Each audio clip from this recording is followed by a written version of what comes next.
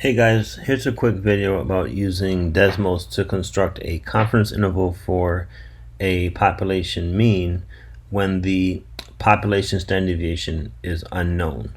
So let's jump into this. So this is a situation, this is from section 6.2 in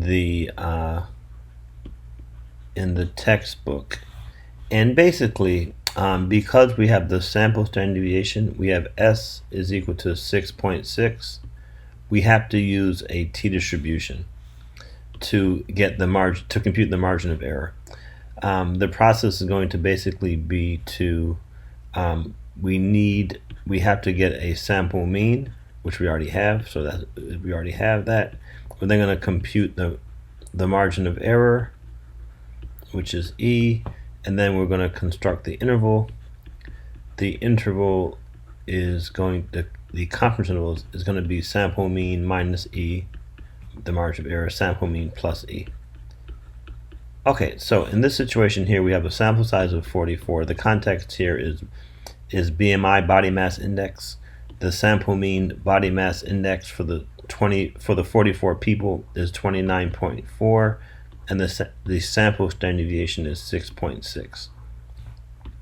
So basically sigma is unknown. The population standard deviation is unknown. So in Desmos, what we're going to do is we're going to determine the critical value for the t-distribution. Now, because of the fact that we have a sample size of 44, that means we have 43 degrees of freedom. So in Desmos, what we're going to do is we're going to figure out what is the critical value for a 90% confidence. You see here we're finding the 90% confidence interval. Basically what that means is we're looking for the t-distribution scores. There's basically z-scores, but they're t-distribution critical values such that the middle area is 90%. We're saying what are these? This is standardized, by the way, so the mean is 0, just like the standard normal distribution. What are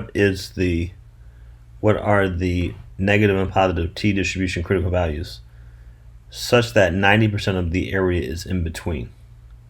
Well, if 90% of the area is in between, that means that 5% is in this tail. This tail here has 0.05. and this tail here has 0.05. So the total area below the t-distribution curve is 1. So let's go to Desmos to find out how we can wrap this up. In Desmos, what we'll do is we'll use the inverse CDF, and then we say t-distribution with 43 degrees of freedom, and the area we're going to put to the left is 0.05. So look at this command carefully. Inverse CDF is saying we want to find the t-score in this t-distribution with 43 degrees of freedom that has 0.05 area to its left. So in terms of the diagram, we're solving for this one down here. This is basically the location of the t-score that has 5% area to its left. This is when the degrees of freedom is 43. So in Desmos, we're getting a value of negative 1.681. So this is the value here, negative 1.681. By symmetry, this value would be positive 1.681. So therefore, we can conclude that the t-distribution critical value, when there's 43 degrees of freedom, for 90% confidence is 1.681. So this is what we're going to use now to compute the margin of error. So let's wrap it up. We're at step 2 now. So because we already have the sample mean, the margin of error is going to be now 1.681 times the sample standard deviation, which is 6.6, divided by the square root of the sample size, which is 44. The formula I'm using there, by the way, is E equals the t-distribution critical value times s over the square root of n. So this is the formula we're going to use to get the margin of error. Let's do it. So we do 1.681. So when you compute in the margin of error, you always use a positive t critical value or z critical value, depending on the type of margin of error. 6.06 divided by the square root of 44. So this is the margin of error. You see there, 1.536 if we round it. 1.536.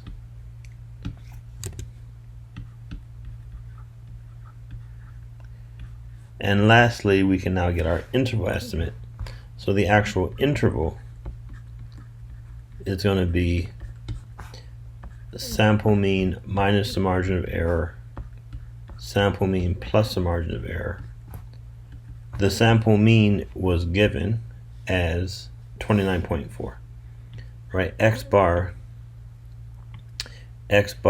is here. So we were given the sample mean. We didn't have to compute it from data. So this is going to be 29.4.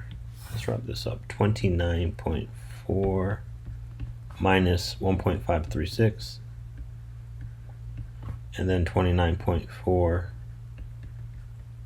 plus 1.536. This is constructing the lower and upper limits of the interval.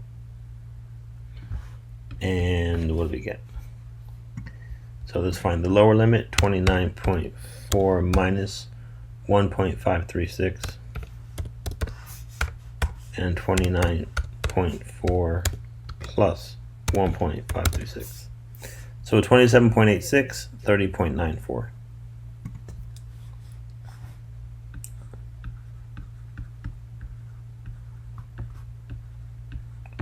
Okay, so this is the 90% confidence interval.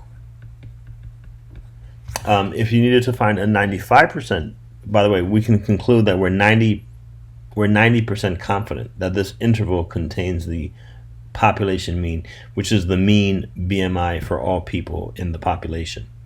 If this were a 95% here, that means the area in both tails would be 5, so we'd have different areas in these tails. Let's just look at that real quickly, and then you guys can think and figure this out. Suppose C is equal to 95%. We have 95% confidence. Well, what can we do in Desmos to get the t-distribution critical value? Same idea. The curve is based on the degrees of freedom. Excuse me. So if we have a 95% area in the middle, because that's a confidence level, if this is 0.95, then the area in the two tails must together be 5%. So that would mean that this area here is half of 5%, which is 0.025, and this area over here would be half of 5%, which is 0.025. So if you're looking to get this negative t critical value, that one over there, in Desmos, you guys can check this. You would do the inverse CDF command first, in parentheses, then you enter in the t-distribution that you're focused on. So here we're still looking at the t-distribution with 43 degrees of freedom, and comma, and then we do 0.025, because the area to the left of this t-score is 0.025. We're looking for this negative one. And then, like we did last time, once you get the negative, the positive is going to be the opposite. So the critical value is going to be the positive number. All right, guys, hope this helps.